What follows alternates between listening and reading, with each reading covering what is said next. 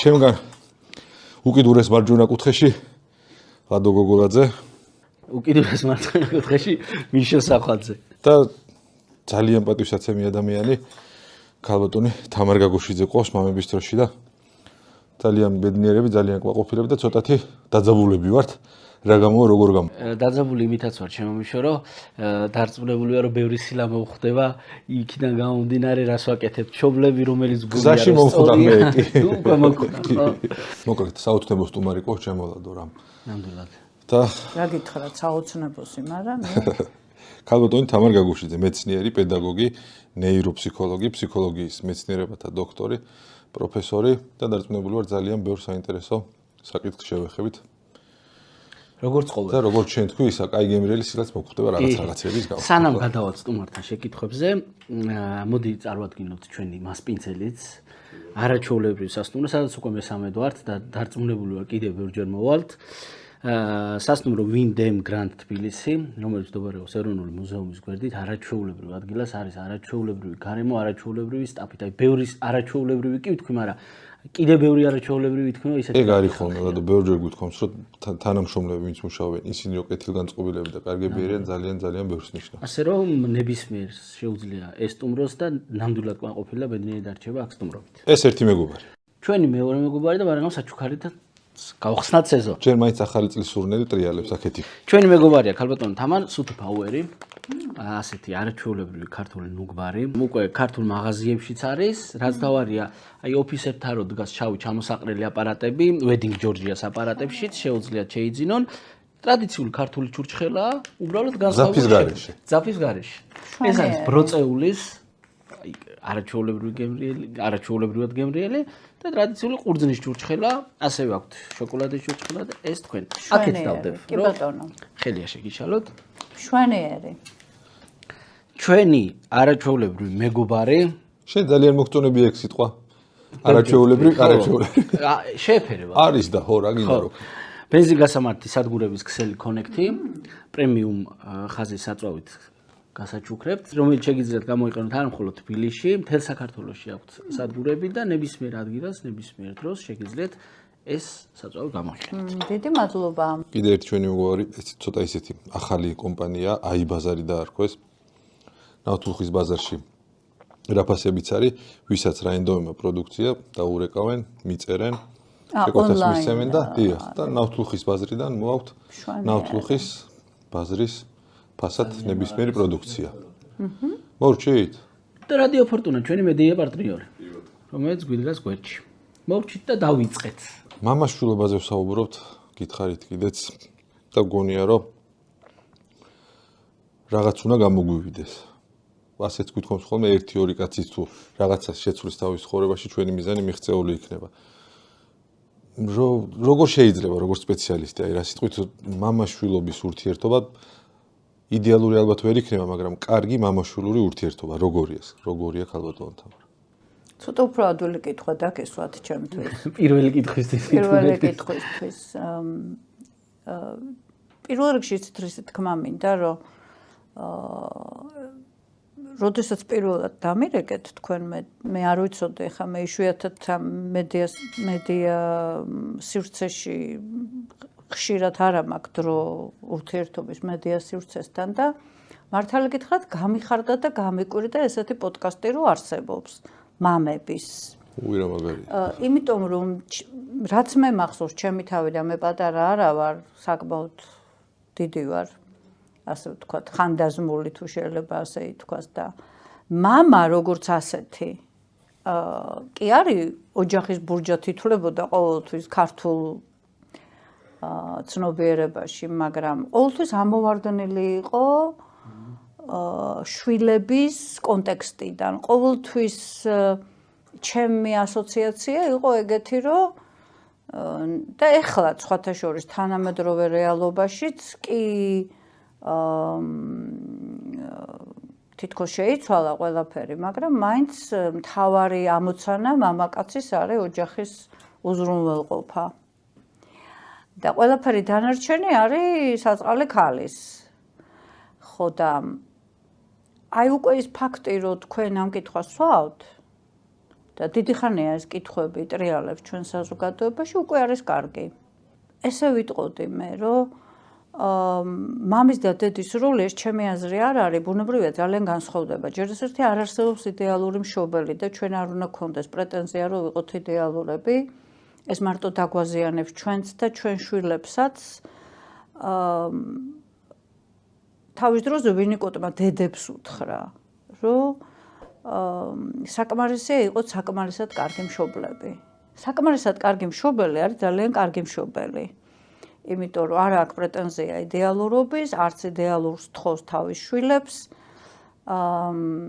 და მეუღლეები იდეალურ მდგომარეობას არ თხოვენ ერთმანეთს და რეალისტურად უყურებენ იმას, რა რეალობაშიც ესენი ცხოვრობენ. რაც სხვათა შორის არის ძალიან დიდი პრობლემა, რეალიზმი, რეალისტური ხედვა შენი ახლობლებისაც, გარშემო კონტექსტისაც და ეს რაც უფრო დრო გადის, უფრო პრობლემა ხდება სხვათა შორის მედია საშუალებების გამო და ინტერნეტის გამო და აი ამ ესეთი ვირტუალური სივრცის გამო. საკმარისად კარგი მამა მგონია, რომ არის მამა, რომელიც ზედმეტად არ იჭრება, ისევე როგორც დედა სხვათა შორის ბავშვის სივრცეში იცავს მის საზღვრებს, მაგრამ ამავე დროს არის ძალიან მხარდამჭერი მამა. მხარდამჭერის ქვეშ მეგულისხმობ ყველაზე დიდ პრობლემას დღეს საქართველოში, როცა ემოციური მხარდაჭერის ნაკლებობა კი არ არის, უფრო არის აი ემოციურში შედის ესეც თვითშეფასების განვითარებისთვის აუცილებელი მხარდაჭერა. ის რომ მამა გეტყვის რომ ეს არის პრობლემა. კი, შენ გააქვს ეს პრობლემა, ვერ გადაჭერი რაღაცა, ვერ გააკეთე ეს, მაგრამ შენ შეგვიძლია კიდევ ერთხელ ვცადო, ჩვენ შეგვიძლია კიდევ ერთხელ ვცადოთ, ჩვენ შეგვიძლია რომ შენ შეგიძლია რომ თუ ვერ მოახერხებ, მე მომმართო. ანუ ეს მთავარი მხარდაჭერის კომპონენტია, მე რომ მკითხო, მამის, ზუსტად მამის. ზედმეტად დაწვრილმანებული მამა, ეხლა როლები სხვადასხვაა ოჯახში, ბუნებრივია, დედის და მამის, რა. მამის დაწვრილმანება ძალიან დამთგუნველია ხოლმე ზოგადად ოჯახისთვის, რომ ყველაფერში, რომ მამა, ასე ვთქვათ, აქტიურად არის ჩართული. არც ეს არ არის ძალიან სასიამოვნო ოჯახისთვის, მე რომ მკითხო და მარტო მე არა, კვლევებიც გვეუბნებიან, რომ აი ძალიან გაუცხოებული მამის როლიც არ არის პრობლემა და ძალიან ესე ყველა დეტალში ჩართული მამის როლიც პრობლემაა. ანუ ჩვენ გვიწევს შუალედის დაცვა და განსაკუთრებით ბავშვებთან ურთიერთობაში, აი ეს არის მთავარი, მე რომ მკითხო, მხარდაჭერა ემოციური ცხადია იმასთან დაკავშირებით, რომ მე როგორ ვახერხებ დაბრკოლების გადალახვას. მე მეშინია თუ არა ამ დაბრკოლების და მე მეშინია თუ არა ცვლილების, სიახლის, იმის რომ შემეშლება, იმის რომ წარუმატებელი ვიქნები. დღევანდელი საზოგადოების პრობლემა აქაც და სხვაგანაც სწორედ ეს არის, რომ ჩვენ გვაქვს ძალიან ძლიერი მოწყვლადობა იმისა, რომ ვაიმე რა სიტყვიან, თუ მე ამას ვერ გავაკეთებ, თუ მე სულელურ შეკითხვას დავსვავ, თუ მე ხშირად ვსაუბრობ ამ თემაზე და ხშირად ვსაუბრობ, იმიტომ რომ ეს არის წამყვანი თვითეფექტურობის, განცდა წამყვანი პიროვნების ჩამოყალიბებაში. თვითეფექტური პიროვნება, ნახეთ როგორი პიროვნებაა, რომელიც ჩაიხედება სარკეში, დაინახავს თავის მინუსებს და გული არ წაუვა ამ მინუსებისგან. აი ძალიან რთულია რა. და ეცდება, რომ ეს მინუსები თუ არ მოსპოს, ვერ მოვსპოვთ ჩვენ მინუსებს, ეს ჩვენ არ უნდა გქონდეს იმის ილუზია, რომ ჩვენ გადავაკეთებთ ან ჩვენ თავს, ან ჩვენ შვილებს, ეგ არის გამორიცხული, მაგრამ ჩვენ შეგვიძლია პლუსები მინუსად ვაქციოთ, ჩვენ შეგვიძლია მინუსები შევარბილოთ და ასე შემდეგ. ანუ ბევრი ვილაპარაკე და ეხლა შევაჯამებ. საკმარისად კარგი მამა მგონია ისეთი მამა, რომელსაც შეუძლია კონკრეტულ სიტუაციაში ემოციურად მხარი დაუჭიროს თავის შვილს, როდესაც ბავშვს აკლია საკუთარ თავში თვითდაჯერება, დაურწმუნებელია, ეშინია დარკვევების, ეშინია წარუმატებლობის. აი აქ როდესაც მამა სწორ რეპლიკას სწორი რეპლიკით ეხმარება, ეს არის გადამწყვეტი როგორც ბიჭის, ასევე გოგონას შემთხვევაში. ერთ ვიტყვი უბრალოდ და რაღაც მასავით რეპლიკასავით საკმარისად კარგიც კი საკმარისია და მაგასაც ხშირ შემთხვევაში ვერ ვახერხებთ ხოლმე და ეგ არის ყველაზე ცუდი. ცოტა უკვე დასრულ ასაკში მამებიც, ალბათ დედებიც ხვდებით რომ რაღაც დრო გაგვეპარა შვილთან ურთიერთობაში და ვამბობთ რომ დავაგვიალე. აი რას ეტყოდით მამებს რომლებიც ამას ფიქრობენ? რამდენად შეიძლება ბუნებრივია იმ დაკარგული დროის აღმოფხვრა ძალიან რთული იქნება, მაგრამ უკვე დარჩენილი დრო როგორ დააკომპენსიროს ის დრო? იცით რა, მოდით ჯერ ვთქვათ დროის დაკარგვა რას ნიშნავს? ანუ დრო რამდენი დრო გვჭირდება ჩვენ შვილებთან საურთიერთოდ, ხო? მშობლებს ყოველთვის გაქვთ დანაშაულის განცდა იმასთან დაკავშირებით, რომ საკმარის დროს ვერ უთმობთ თქვენ შვილებს. სულ მუდმივად. დანაშაულის განცდა არასოდეს არ არის კარგი მოკავშირე ბავშვებთან ურთიერთობაში.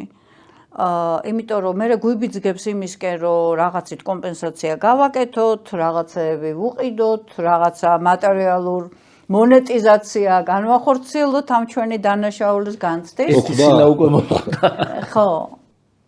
მაგრამ ჩვენ უნდა კარგად ვიცოდეთ და დარწმუნებული ვიყოთ, რომ შეიძლება 10 წუთი გაატარო შენ შვილთან.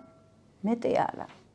ოღონდ ეს 10 წუთი შენ ხარ ნამდვილი თუ თქვათ ესე აუთენტური მამა, ყოველგვარი მობილურების, სხვა რამეზე ფიქრის გარეშე. ანუ ის 10 წუთი შენ ხარ ბუნებრივად შენ შვილთან დაინტერესებული ხარ შენი შვილის მდგომარეობით. დამიჯერეთ, რომ ეს 10 წუთი, მეტი არა.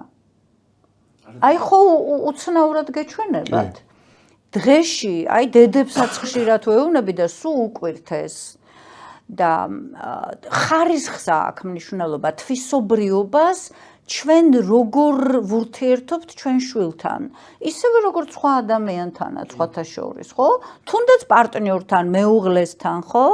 აი იგივეა, რომ შენ მთლიანად ხედავ ამ ადამიანს, დაინტერესებული ხარ რეალურად მისი მდგომარეობით და გინდა რომ გაიგო, თუ უბრალოდ ვალდებულება გაქვს რა და დრო უნდა გაატარო. 9 საათი არის მაქსიმუმი დღის განმავლობაში, როცა შენ შეგიძლია ძალიან ბევრი რამე მიცე შენ შვილს.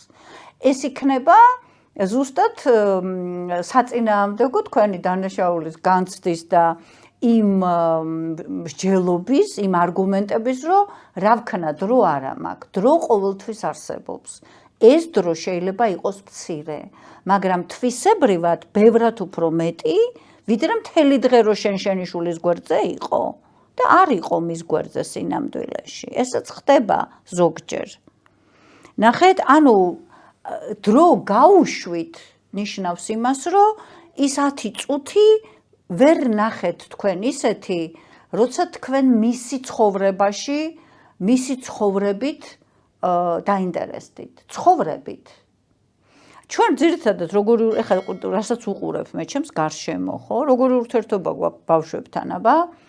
მოთხოვნის რეჟიმში, ხო? იმიტომ რომ უნდა მოასწრო, რომ კითხო რა ჭამე, გააკეთე თუ არა გაკვეთილები, რაღაცა ქენი თუ არა, სკოლაში რაღაცა ასე ისე. ანუ შენ გაქვს დაკითხვის რეჟიმი და მოთხოვნის რეჟიმი. ეს ეხება დედებსაც და ეს ეხება მამებსაც. დედებს უფრო მეტად აქვს სხვათა შორის მოთხოვნის რეჟიმი და განსაკუთრებით ბიჭებს უფრო მეტი, ასე ვთქვათ, დებატები და ბატალური სცენები აქვთ დედასთან, ბუნებრივია.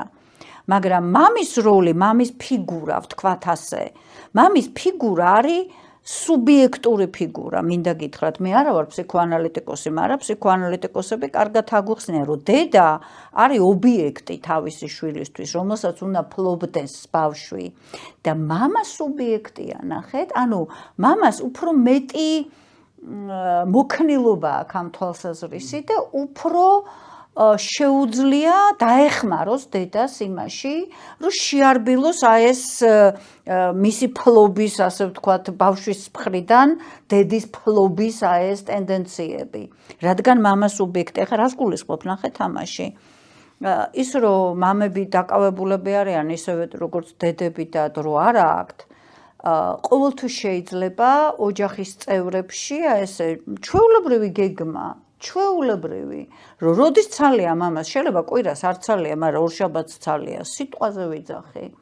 ანუ კვირა კი არის ისეთი დღე, როცა ოჯახი ერთად უნდა იყოს და ასე შემდეგ, მაგრამ ჩვენ ოჯახის მოთხოვნილებებს უსადაგებთ, ხო? იმ რეალობას, რა რეალობაში ცხოვრობთ და თუ ორშაბათს ცალია მამას, მაშინ შეიძლება მამამ დაგეგმოს და შეეხიდოს დედას რა თვალსაზრისით აი ამ ბავშვების მიერ დედის გაობიექტიურების, თუ შეიძლება ასე ვთქვათ, ცოტა ცუდად გამომდის და მასზე ძალიან მიჯაჭვულობის, ცოტა განაიტრალების.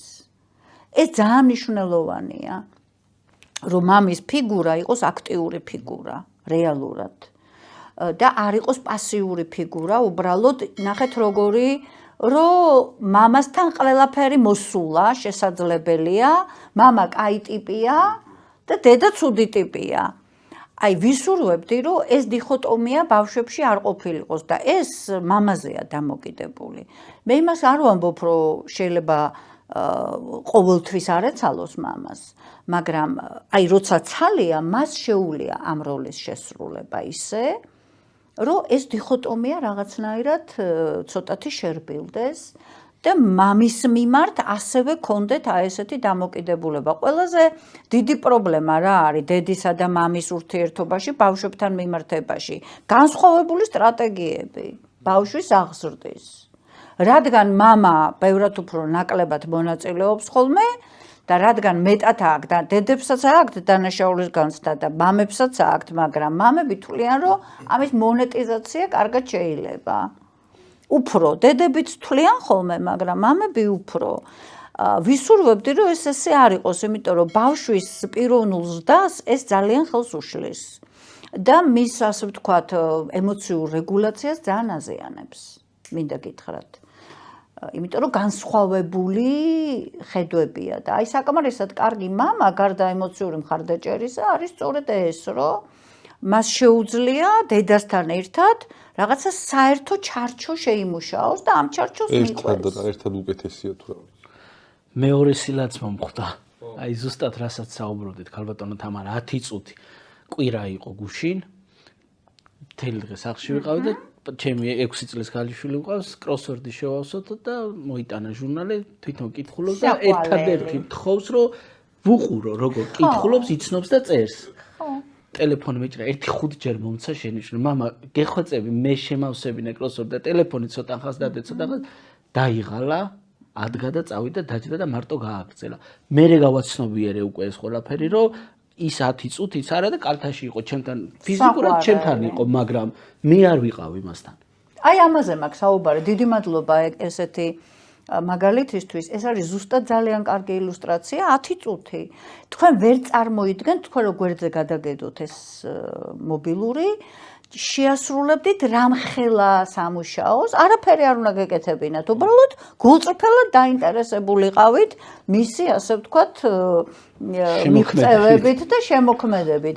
აი ეს არის სწორედ ის, რაზედაც მე ვსაუბრობდი, ეს არის ძალიან კარგი მაგალითი და დიდი მადლობა და 11 წლის ასაკში უკვე აღარ მოვა.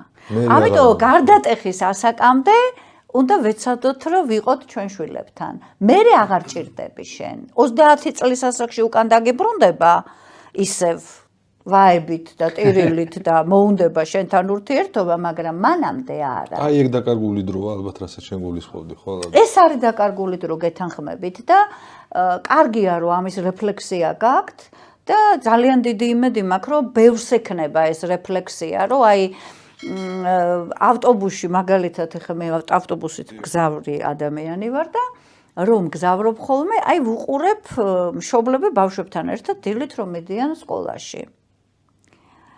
და აი ესეთი შემთხვევები ბევრია მამასთანაც და დედასთანაც, როცა ბავშვი დედა და ან მამა აი ეს ჩართულია თავის მობილში, ბავშვი რაღაცას უყურებს და ეხვეწება ამ მშობელს, რომ უბრალოდ გაიზიაროს მისი ემოცია. ნახეთ? რამდენჯერ მქონია ეს ისა რა ქვია, მოთხოვნილება, რომ აი ხა მივიდე ამ მშობელთან და ვუთხრა, რომ ამოიხედე. ამოიხედე ამ მობილურიდან, ხო? ანუ ეს არის სწორედ აი ეს, რასაც მე ვგულისხმობდი. სულ 10 წუთი, მეტი არა, როცა შენ გულწრფელად ხარ შენ შვილთან, გულწრფელად ინტერესდები. გარდატეხის ასაკში უკვე ეს გადადის დაპირისპირებაში. მერე. იმიტომ რომ ბავშვს აქ ეს განცდა, რომ შენ არ გაინტერესებს მისი შინაგანი სამყარო. დამახსოვრებულია, ხო? ხო, უბრალოდ იცის, რომ მარტო გინდა მისგან რაღაცა.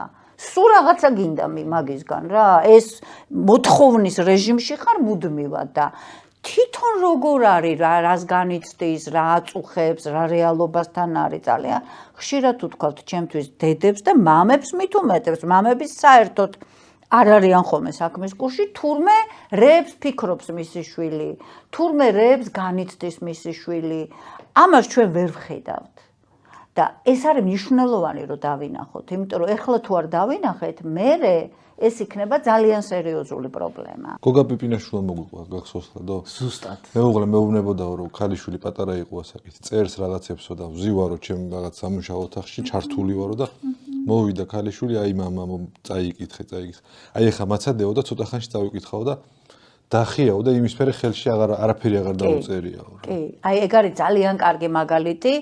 ზუსტად მამის როლის მნიშვნელობა. აი შეიძლება საერთოდ არ კონდეს კომუნიკაცია შენ შულთან ესე აქტიური, მაგრამ აი ზუსტად იმ თვითშეფასების გამტკიცების და თვითეფექტურობის გამტკიცების მომენტში, რომ აი ეს მცირე შენი მხარდაჭერები, რომ რა პრობლემაა ეხა ეგა ვერ გააკეთე ამოცანა, მაჩვენე ერთი როგორ გავაკეთოთ, მეც არ ვიცი როგორ უნდა გავაკეთოთ. ან მაჩვენე, აბა რა დაწერე და აღრთოვანდი რომ დაწერა რაღაცა ამ ბავშვმა. ანუ აი ეს ილუსტრაციები სწორედ ეს ილუსტრაციებია, რომ სულ მცირე ენერგია გჭირდება, ბევრი კი არა. ზოგ მშობელს. ანუ დრო გააქვს სინამდვილეში. მისესებთ რომ არ გვაქვს. დრო გააქვს, თქვენ ფიქრობთ რომ შეიძლება მთელი დღე უნდა გადაყვე ამ ბავშვს, არ ჭირდება. ბავშვი თვით კმარი არსებაა. ჩვენ არ ვზდით ბავშვებს თვით კმარ არსებად. ნახეთ, დღეს ეხა მე რასაც უყურებ, ძალიან არიან მშობლებზე მიჯაჭული ბავშვები. ესე არ უნდა იყვნენ მიჯაჭულები მშობლებზე. თვით კმარი უნდა იყოს, თვითონ თავი უნდა გაირთოს, უნდა ითამაშოს. უჭირთ დღევანდელ ბავშვებს ეს, ნახეთ. იმიტომ კი არა რომ მშობლებთან არიან სულ, შფოთვა აქვთ მაღალი. მე რომ მკითხო მაღალი შფოთვა აქვს და არც მშობლებს არ აქვს დაბალი შფოთვა ისე ჩვენში დარჩეს. და ქალბატონო თამა, აი მე მახსოვს ჩემ ბავშვობაში მარტო ანუ დაუფროსი იყო და მარტო ძალიან ხშირად მიწოდა ყოფნას. მილიონ რაღაცას ვიგონებდი. აი დღემდე იცის მამაჩემ ერთხელ მოვიდა ჩოხამეცვა და რასაკეთებო და ერეკლე მეორეობანას თამაშობ მეთქი და ეგ რა არისო. მეფეც მე ვიყავი, საქართველოს ჯარიც მე ვიყავი, ტერიც მე ვიყავი და ვომობდი. კი. ანუ ასე ხა მაგას ვერ იზამდი. ხო, ანუ ახლა რატო ტელეფონმა ხანდა ეკრანმა და ინტერნეტმა. აი დია. ზუსტად ეგ მანდეთ. ეხა მაგას ვეღარ იზავთ, იცით რატო? ფანტაზია აღარ გექნებათ. იმ ბავშვებს, ვისაც არ ქონდა ტელეფონი და ესეთი ბრჭყვიალა ეკრანი, ის რაც ხა ვითომ ფერადი ტელევიზორი ქონდა ჩვენ დროს და ისეთი მით არ გამოირჩეოდა მრავალფეროვნებით, ფანტაზიას აბლაგვებს. აი ხო უცნაურია. აი ეს ტექნოლოგიები, აი ეს ბრჭყვიალა რაღაცეები, აი ესეთი ფერადი მულტფილმები და შესაბამისი რაღაცეები აბლაგვებს ფანტაზიას. წარმოსახვა აღარ აქვს ბავშვს და თუ შეგიმჩნევიათ, აი როცა ბავშვები მიყავთ დაბადების დღეზე, რა ვქნათ? რითი გავერთოთ? რა გავაკეთოთ? ანუ აი ეს გულწრფელი ღია და აი ესეთი ბუნებრივი ფანტაზია, რომ უნდა ითამაშო. აი დღესაც მეთამაშება ხოლმე მე. ანუ თამაში ძალიან მაგარი რაღაცაა რა. ძალიან მაგარი რაღაცაა, ხო და ბავშვებს ჭირდებათ ეს. და სხვათა შორის მამებმა შეიძლება ეს როლი შეასრულონ. ის ნახევარი საათი რაღაცა ეთამაშონ, ან დაუშვათ სასეირნოთ, როცა მიყავთ თავიანთი შვილი. სისულელეები რატოა? ნებისმიერი თამაში ყოველთვის ბავშვის სასარგებლოდ არის. მიშოს და თავის მეუღლეს ჰქონდათ ხოლმე ქალბატონო თამარ გამოფენაზე, კვირასაღამოს ჰქონდათ ხოლმე. ჩვენი ეზოს თამაშები ჩვენი ეზოს თამაშები. მართლა? ეზოს თამაშები ბავშვები. 1-20 ბავშვი მაინც მოდ, იმიტომ რომ ჩვენი შვილები გაგვერთო და მე მოვიფიქრეთ, რომ ბევრი უფრო კარგი იყო და უბრალოდ ათამაშებდნენ ძალიან კარგი აზრია. ზანზარი იყო ხოლმე გამოფენაზე და მე უამრავი თამაში. ძალიან კარგი აზრია. თუმცა ამას ერთად ვსაუბრობდით, რომ უნდა დავაბუნოთ, იმიტომ რომ პატარა სჭირდება ძალიან მიეკრა ტელე. ოღონდ ეს ფინანსურად რამე ვინმე კი არ იხდიდა თანხას რო ეთამაშა. უბრალოდ ეს ქმნიდან სიტუაცია, სადაც ბავშვი. ოღონდ ნახეთ ეხლანდელ დროში ჩვენ უფროსებს გვიწევს ამ სიტუაციის შექმნა. ჩვენ მაშინ როცა ჩვენ ბავშვობაში ჩვენ თვითონ ვის აინტერესებდა, ეხლა ჩვენ არ თამაშობდით, ეხლა მედარდი არ ქონდა ჩვენ მშობლებს კიდე მაგაზე ეზრუნათ. ანუ ჩვენ თვითონ ვიგონებდით ხო ამებს? აი თქვენ მაგალითად ყველაფერს თქვენ თვითონ იგონებდით იმ ჭოყაში. ოსმალო მკლავდა ოსმალო. ხო და ეგ არის ზუსტად ფანტაზიის განვითარება, რომელიც მერე ავითარებს ძალიან ბევრ რაღაცას ბავშვში. და ეხანდელი ბავშვებს ეს სამწუხაროდ აი ეს ბედნიერება არ აქვთ. და ჩვენ ამას ხელი უნდა შევუწყოთ. და მამებს ბევრი რაღაცის გაკეთება შეუძლიათ ამ მიმართულებით. თუნდაც თვითონ რო გაერთონ და ბავშვიც გაართონ, ასე ვთქვათ, ამ თვალსაზრისით. ახლა პირველი შილა რომ მოხდა ბჭყალებში, ლადოს ამასაც და მეც ძალიან ის გვაქვს თვალები, სველი. ცრემლები მოსდიოდა ვუყურებდი აქ და მიგრძენი რომ ძალიან იმოქმედა. ამ ემოციებს ჩვენ შვილებთან არც ლადო, არც მე არასოდეს არ მოვხატავთ. არ მალავთ. ხო და ეს შეცდომა თუ პირიქით ჩვენ მამის ცრემლი ცოტა ისეთი მგონია რომ უნდა დავანახოთ ბიჭებს მით უმეტეს თუ აქვს მნიშვნელობა ამ შემთხვევაში ქალიშვილი იქნება თუ ვაჟი მამის ცრემლი შეიძლება რომ დავანახოთ და სისუსტეც შეიძლება ჩაგვეთვალოს პირიქით ჩვენ მივესალმებით ფსიქოლოგები ყოველთვის მიესალმებიან ბუნებრივი ემოციების გამოხატვას თუ ეს არ არის დამაზიანებელი ბუნებრივი აგრესიის გამოხატვა. მულტფილმზე შეუძლია იტიროს ამასაც და მე. კი, მე კარგია. კარგია ეს. ემოციის გამოხატვა, იმის აღიარება, რომ შეცდომა დავუშვი, იმის აღიარება, რომ არასწორი ვიყავი და ბოდიშის მოხდა, არ არის სისუსტე და ეს არის მაგალითი ბავშვისთვის, სხვათა შორის, როგორ შეიძლება გაუმკლავდე აი ამ ემოციას ერთი რომ მამაც ადამიანია ორი, იმიტომ რომ პატარა ბავშვებისთვის სხვათა შორის მშობლები იდეალიზირებულები არიან განსხვავებით უკვე გარდატეხის ასაკიდან და ფიქრობენ, რომ მშობელს ყველაფერი შეუძლია. და თვითონ რომ არ არის ისეთი როგორიც მშობელი, ეს კიდე შფოთვას უმატებს. ნახეთ? და კიდე თვითდაჯერებულობაც ისეთი არ აქვს, რომ აი მამისნაირი არ არის, დედისნაირი არ არის. ის რა მოლოდინიც დედას და მამას აქვს, თვითონ ესე ფიქრობს. იმ მოლოდინებს ის ვერ აკმაყოფილებს, ეს უმატებს შფოთვას ბავშვს. ხშირად და შევაქოთ, რომ ეგ შფოთვა ნაკლები. იცით რაშია საქმე? აი ნახეთ, შექება ძალიან კარგია, ოღონდ გააჩნია როგორ ვაქებთ. ნახეთ?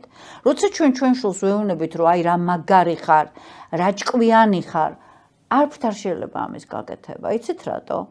იმიტომ რომ ყოველთვის მაგარი ვერ იქნება და ყველა სიტუაციაში ჭკვიანი. რას ვაქებთ, ნახეთ? ის რაც ქართველებს არ გვიყვარს.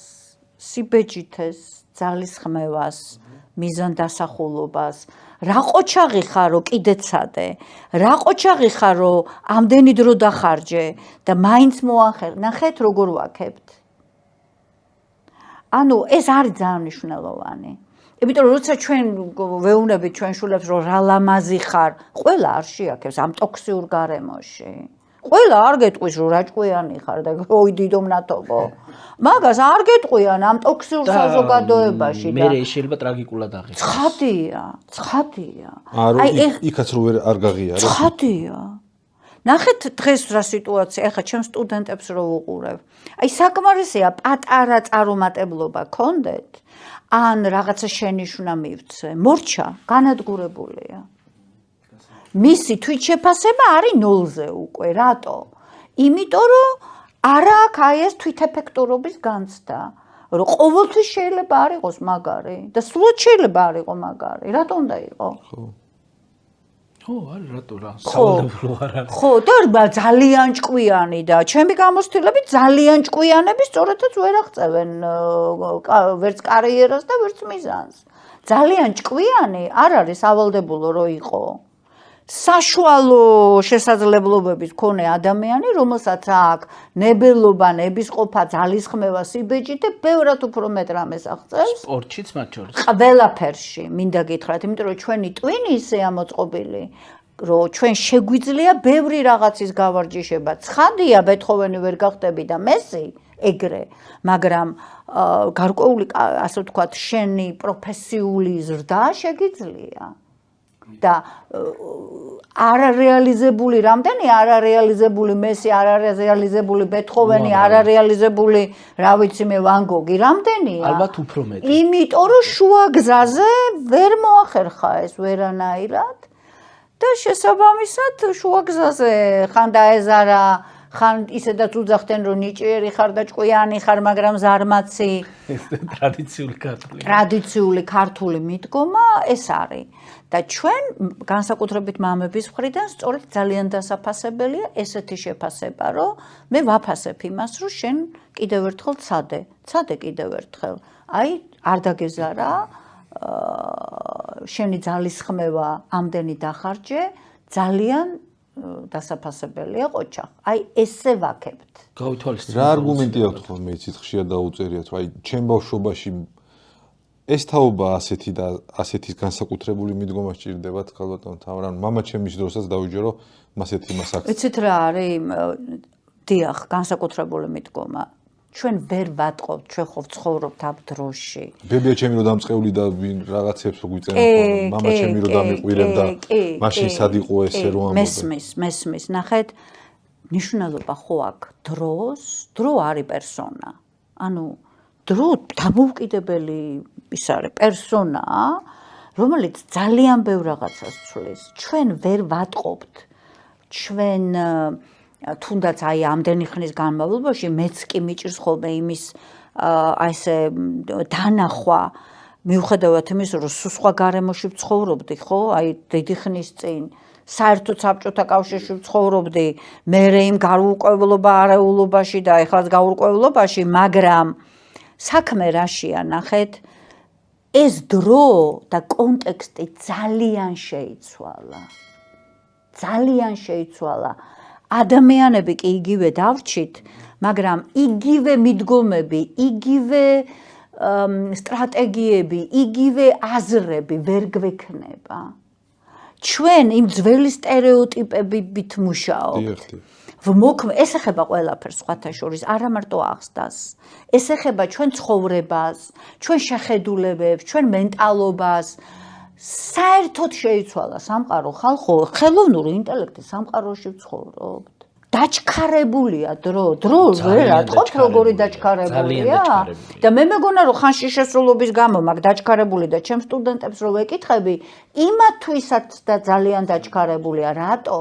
იმიტომ რომ ბომბარდირებული ვართ ამდენი ინფორმაციით ჩვენ ვცხოვრობთ რეალურად აი რა ქვია ამ ვირტუალურ სამყაროში უფრო მეტად ვიდრე რეალურში და ეს ცვლის კონტექსტს ეს დამჯდარი თუ როგორ არის ეს როგორ უნდა ვთქვა აი არამოძრავი საზოგადოება ვართ ჩვენი შვილები არამოძრავი საზოგადოების წევრები არიან იმიტომ რომ არც დარბიან არც თამაშობენ ტელევიზორს უყურებენ მანქანით მიყავს მანქანით მოყავს ეს ფიზიკაზე ახდენს ფსიქიკას დავანებოთ თავი ფიზიკაზე ახდენს გავლენას ფიზიკაზე როგორ ახდენს გავლენას მოიმატა რამ მოიმატა დიაბეტმა ინსულინ რეზისტენტობამ მოიმატა ბევრმა რაღაცებმა, რომელიც აი ამ უმოძრაო საზოგადოების, ასე ვთქვა და უმოძრაო ჭარბწონიანობაა ბავშვებში ეს ამდენი ტკბილი.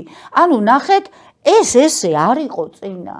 და რამდენი ჩამოვთვალო, ხა დრო არ გვეყოფა ჩვენ რომ ჩამოვთვალო ყველაფერი, რამაც რადიკალურად 180% გრადუსით შეცვალა ეს ჩვენი რეალობა და ჩვენ კიდე გვინდა იქ აი ბებია ჩვენები ჩვენი მშობლები იმ სტრატეგიებით ვიცხოვროთ ღირებულებები სხვა საკითხია მაგრამ მოქმედების გეგმა მოქმედების სტრატეგია და ტაქტიკა არის სრულიად განსხვავებული ბუნებრივი ახლა მაშინ თუნდაც ეკრან დამოკიდებულობის საფრთხე არ არსებობდა და მაშინ სხვა სტრატეგია იყო. ტელევიზორს ვერ ვიტანდი იცილად და უნდა ვდგარიყავი ან ესე ხეს თუ გავუშვები აღარაჩვენებდა. სულ არ მიდოდა ტელევიზორი. ხო და ეხა ნახეთ აი რილაქს უნდა დააჭირო ხელი და ყველაფერი კომფორტის ზონიდან როგორც კი გამოდიხარ, ეგრევე სტრესში ხარ.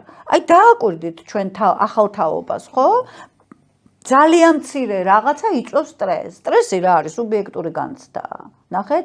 და აი სწორედ მამის როლი მე მგონია, რომ აი სტრესის გამძლეობაში და სტრესის როგორც არასტრესის დანახვაში ეხმარება ბავშვს, იმიტომ რომ სტრესი რეალურად მართლა სუბიექტური განცდა. იცით რა არის სტრესი? რომ ჩემი რესურსი გარეს მოთხოვნებს მე მაქვს ეგეთი აღქმა, რომ ვერ ერევა, ვერ ძლევს, ასე ვთქვათ და მე მგონია, რომ მე არა მაქვს ის რესურსი, არც ჩემ თავში, არც ჩემს გარშემო, რომ ეს პრობლემა გადავწყვიტო და სტრესი მაქვს. და თუ მგონია, ნახეთ, ეს ვინ უნდა მასწავლოს?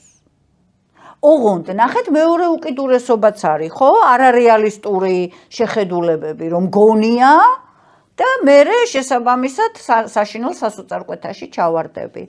ამიტომ მშობლის და განსაკუთრებით მამის როლი სწორედ ეს არის რეალისტური, ჩვენ საერთოდ გვაკლია ეს რეალიზმი. ძალიან გვაკლია. მით უმეტეს ამ ვირტუალურმა გარემომ მოგსპო.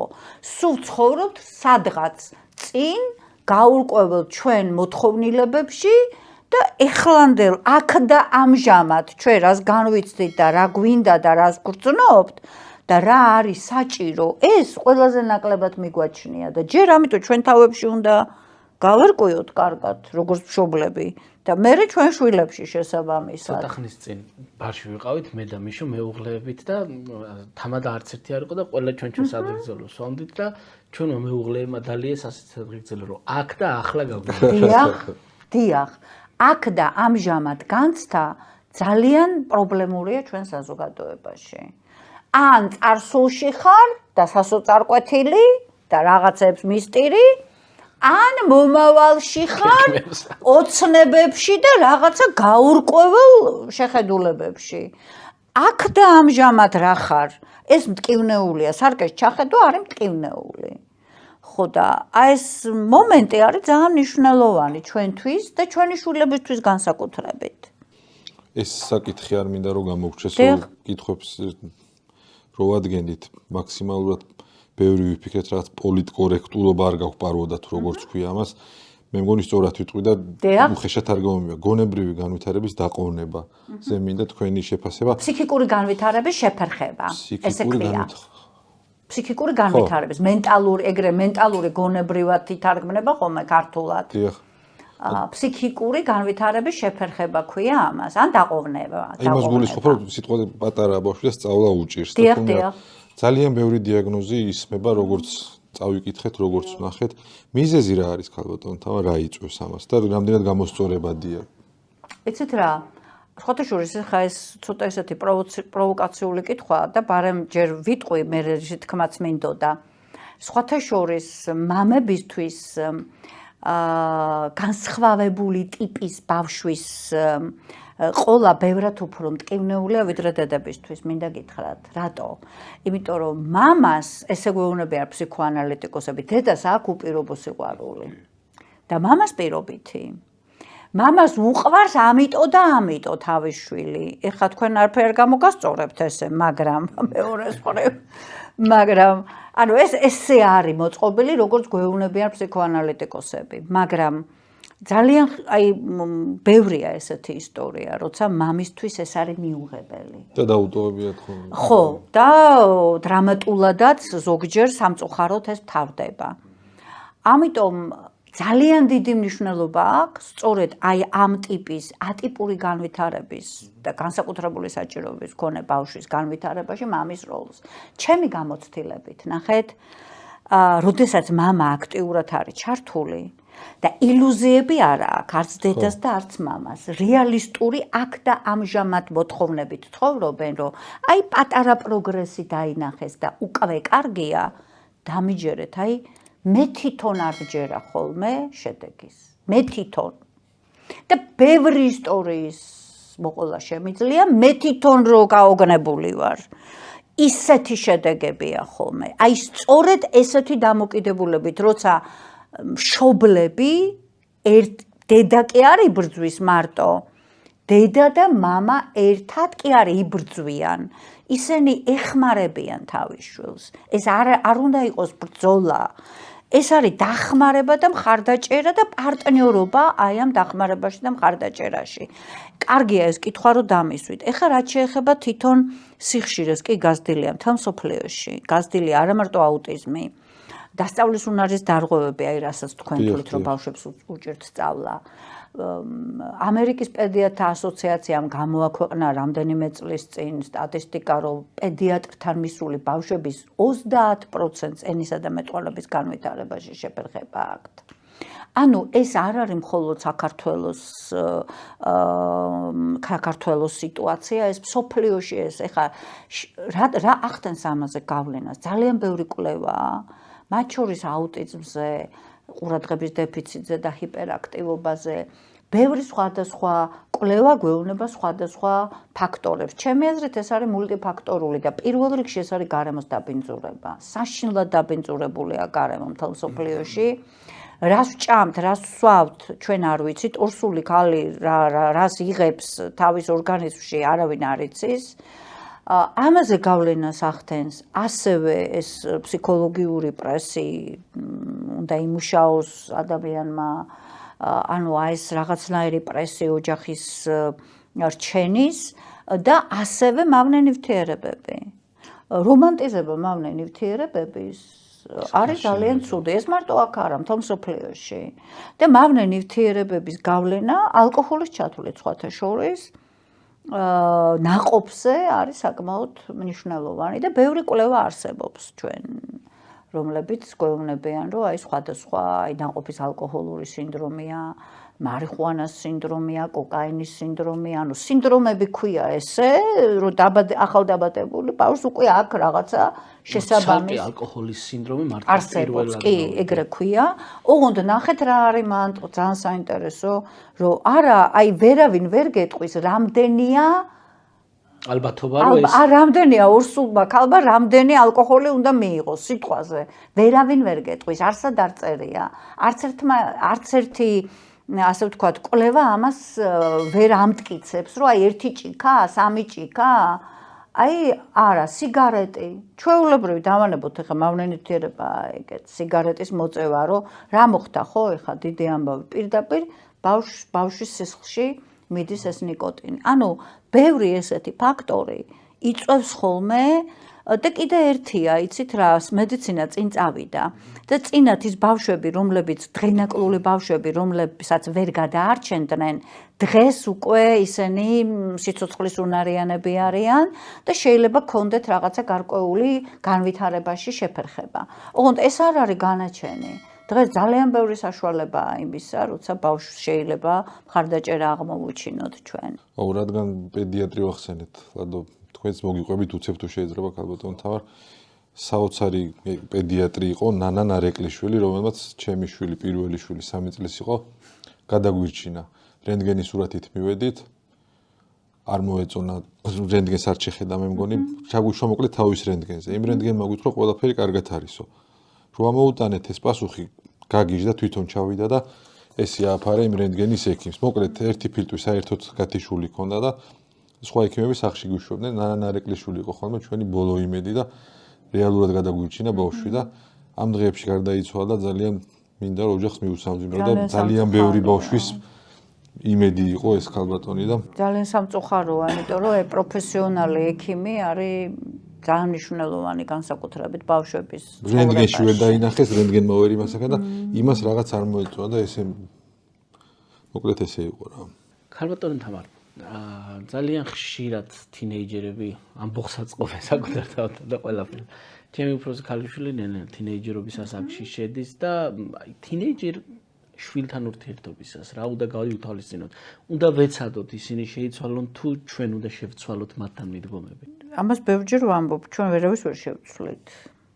ხასიათი, ტემპერამენტი, ჩვენ შეგვიძლია უბრალოდ კიდევ ერთხელ ვიმეორებ, რომ აი ეს თვისებები, რაც ვიცით, რომ მინუსებში აქვს ამ ადამიანს, რასაც ვხედავთ, ვცდილობთ, რომ ისეთ კონტექსტში შევფუთოთ, სადაც დადები მაგალითად სიტყვაზე, აი ურჩი და ისეთი ჯინიანი ადამიანი, აწი ურჩი და ჯინიანი კაი საქმეებში იყოს, ხო? სიტყვაზე ვიძახი, ხო?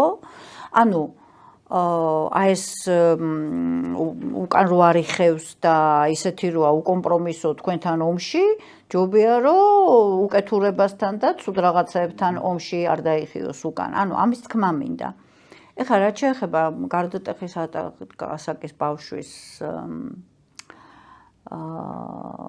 ფსიქოლოგიას, აი სწორედაც თუ პატარა ბავშვების შემთხვევაში არ აქვს მნიშვნელობა რას ელაპარაკები, იმასთან ახარ და გულწრფელად ხარ, ემოციას იზიარებ მისას და უზიარებ და შეიძლება ეთამაშები, შეიძლება გვერდზე უზიხარ, არ აქვს მნიშვნელობა, აი სწორედ აი ამ თინეიჯერების შემთხვევაში დიდი მნიშვნელობა აქვს დიალოგს. ჩვენ გვეშინია ამ დიალოგის. გარდატეხის ასაკის ბავშვებთან დიალოგი არის ძალიან საშიში. იმიტომ რომ გეშინია იმისი, რომ ის მაინც, ანუ შენ დამარცხდები, წინასწარ გაქვს ესეთი განწყობა რა, რომ დაგამარცხებს ყველა ვარიანტში და მაინც თავისას გაიტანს. ორი რაღაცა, რაც გშველის ჩვენ სწორ ურთიერთობებში, ერთი ჩარჩო, რომელიც ბავშვობიდან ეხლა 14 წლის ასაკში ჩარჩოს ვეღარ დაუწესებ. ბავშვობიდან არის მიჩვეული, რომ არის რაღაცა ურთიერთობების ჩარჩო და რაღაცა გარკვეული წესები, რომელიც ამ ოჯახში პატივსაცემია და შესაბამისად თვითონაც ამას ცემს პატივს. და მეორე, ეს არის დისკუსია, აი ესეთ აქტუალურ საკითხებზე, სიტყვაზე, შუაღამისას უნდა მოვიდეს თუ არა, რატო არ უნდა მოვიდეს, 14 წლის ასაკში კლუბში რატო არ უნდა წავიდეს და ასე შემდეგ. ეს დისკუსია არის აი ესეთი დაუღალავი შრომა, თავისი არგუმენტებით, მაგალითების ჩვენებით, ინტერნეტის გაშლით, მით უმეტეს საშუალება გვაქვს. შობელს ამდენი დრო და თავი არ აქვს, დაღლილია. და ამისთვის არც მამამ და არც დედამ ენერგია არ უნდა დაზოგოს. იმიტომ რომ ჩვენ მერე ვიკეტებით ჩვენ ასე ვთქვათ, ნაჭუჭში და მარტო ბრალდებითი დამოკიდებულება გვაქვს. შენ და მაგით ვიწყებთ. ყველაზე კარგი, ასე ვთქვათ, კომუნიკაცია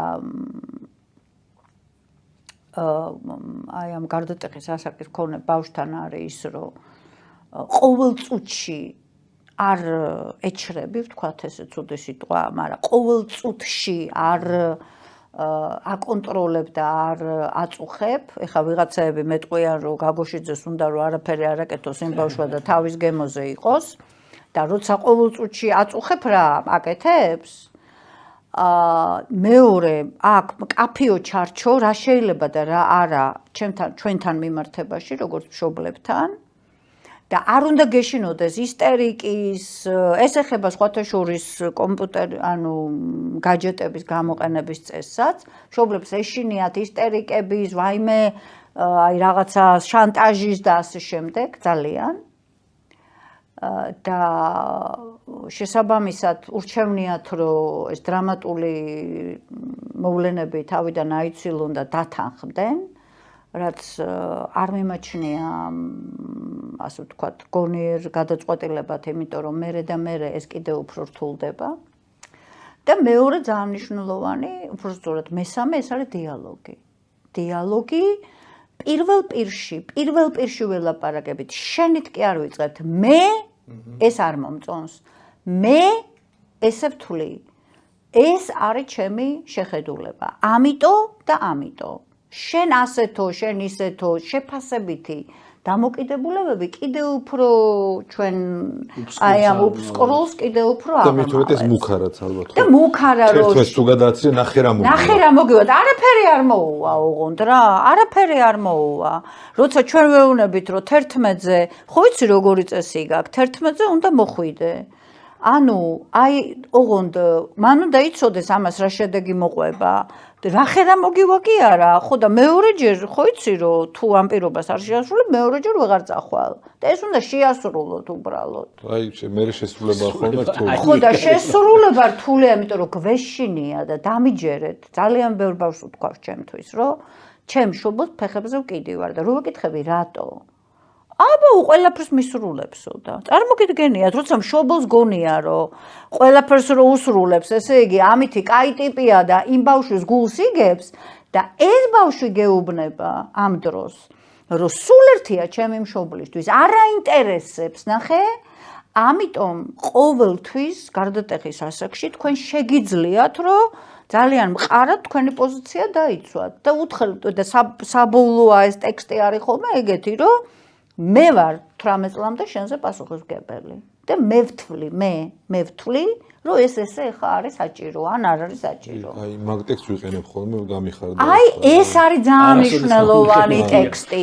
მე ვაგებ შენზე პასუხს, 18 წლის რო გახდები, შენ აგებ შენ თავზე პასუხს მერე და მანამდე მე ვაგებ პასუხს, იმიტომ რომ გამოცდილება, იმიტომ არა რომ მე უფრო დიდი ვარ და ძალა მაქვს, იმიტომ რომ მეტი გამოცდილება მაქვს. იმიტომ რომ შენზე ვზრუნავ, იმიტომ რომ ძალიან მიყვარხარ და არის ხოლმე მერე გაიწი გამატარე და ერთი ამბავი და ჩხუბი, აი ესეთი დიალოგი და ესეთი ტექსტი ყოველთვის ალაგებს მერე სიტუაციას. ოღონდ ამას დრო უნდა და ჩემი გამოცდილებით ჯობია რომ მაგ ასაკში იყოს რთული, აი ეს რთული გარდატეხის ასაკი, ვიდრე მერე აი ესეთი ჩუმი გარდატეხის ასაკი და ეს აუცილებლად მერე ამოხეთქავს ხოლმე უფრო გვიან 18, 19, 20 წლის ასაკში უფრო ცუდად. ამიტომ ჯობია რომ პატარა ასაკში გადაიტანოთ ეს სახადი. მაგ დროს რა პასუხი რა აქვს ხოლმე იცი უფროს? ბურდღუნი უბრალოდ. იმიტომ რომ ვეღარ მიპირისპირეს მაგას რომ. ცხადია, რო ეუბნები რომ მე შენ მიყვარხარ და გამოცდილება შენზე მეტი მაქვს. ის კი არა რომ შენ არ გენდობი, ან არ მინდა რომ შენ კარგად იყო. აი ბევრი მიზეზის გამო. აი ეს არის ძალიან მნიშვნელოვანი.